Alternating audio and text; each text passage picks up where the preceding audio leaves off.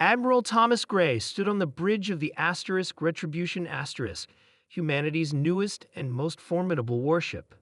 His weathered face reflected the glow of tactical displays as the massive vessel dropped out of hyperspace at the edge of the Proxima system. Behind him stretched the largest human fleet ever assembled, 500 warships bristling with weapons that hadn't existed 6 months ago. "Status report," he commanded, his voice steady despite the weight of what they were about to do. "All ships accounted for, Admiral.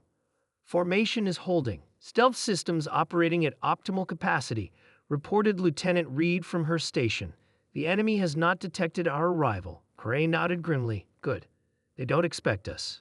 They never thought we could get here so quickly, or at all." 3 months earlier, the alien coalition known as the Covenant had launched a devastating attack on Earth's largest colony, New Eden. 2 million civilians dead in a single day. The Covenant had sent a simple message afterward: submit or be erased. They had gravely miscalculated. Humanity had been exploring space for barely a century, establishing a modest collection of colonies across 12 star systems.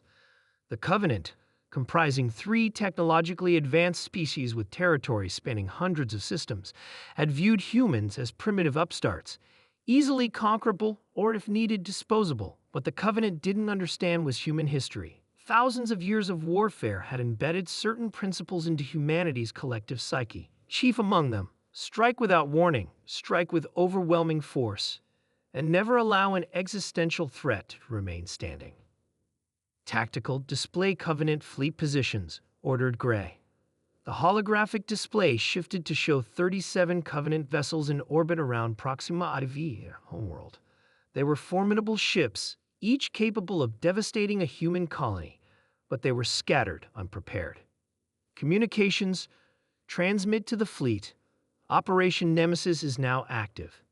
The human armada split into 3 battle groups with practiced precision. Within minutes, the first Covenant detection systems began registering anomalies. By then, it was too late. The Battle Group Alpha, led by the Retribution surged toward the main Covenant defense fleet. Battle Groups Beta and Gamma moved to flank positions, executing a tactical maneuver that would have been impossible 6 months ago.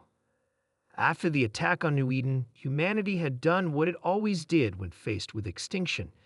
It adapted with terrifying speed. Scientists worked around the clock. Military personnel trained until they collapsed. Industrial centers were converted to produce the new technologies reverse-engineered from salvaged Covenant wreckage. The first salvos from the human fleet tore through space. The weapons were a hybrid of human ingenuity and adapted alien technology. Railguns accelerated to previously impossible velocities. Plasma weapons calibrated to frequencies the Covenant shields couldn't block. "Covenant vessels are attempting to regroup," reported the tactical officer. "They're scrambling fighters." Gray watched the holographic display with cold determination. Execute Phase 2. From the belly of each human capital ship, swarms of autonomous drones deployed, another innovation born of desperate necessity. Thousands of these machines, each carrying a payload that could cripple a Covenant cruiser, flooded toward their targets. On Proxima IV below, the Covenant High Command was in chaos. Their long-range sensors had detected nothing. Their defensive grid was being systematically dismantled. Most disturbing of all, intercepted communications revealed the humans were transmitting in the Covenant's own military codes, stolen, broken, and now used against them. Commander Dex of the Covenant Defense Force watched in horror as the first of their orbital platforms exploded. How did they build this fleet so quickly? How did they reach us undetected? He demanded. His second-in-command had no answer.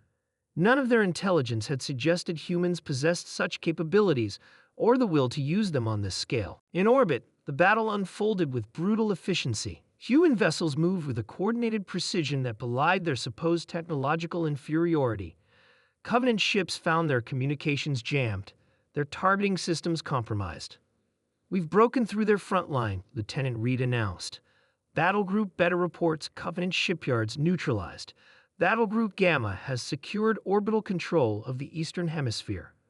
Gray nodded, Feeling no triumph, only grim satisfaction, begin planetary communications broadcast. Throughout the Covenant territories, on every frequency they used, a message began to play. It showed the destruction of their fleet, followed by footage from New Eden. The civilian centers reduced to ash, the hospitals targeted, the schools demolished. Then Admiral Gray's face appeared, his expression resolute. "This is Admiral Thomas Gray of the United Earth Defense Force. 3 months ago, you attacked our colony of New Eden without provocation or warning. You killed our civilians. You destroyed our homes. You demanded our surrender." He paused, letting the gravity of the situation sink in. "Today, we have demonstrated what happens when humanity is pushed toward extinction. We do not negotiate with those who target innocent lives. We do not show mercy to those who show none. And we do not stop until the threat is eliminated." The screen shifted to show the rest of the human fleet now moving into position around Proxima IV. "Your military capabilities have been neutralized.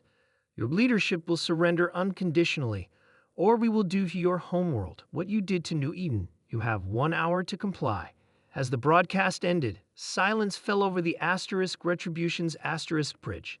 The crew understood the weight of this moment in human history. They had crossed a threshold from which there was no return.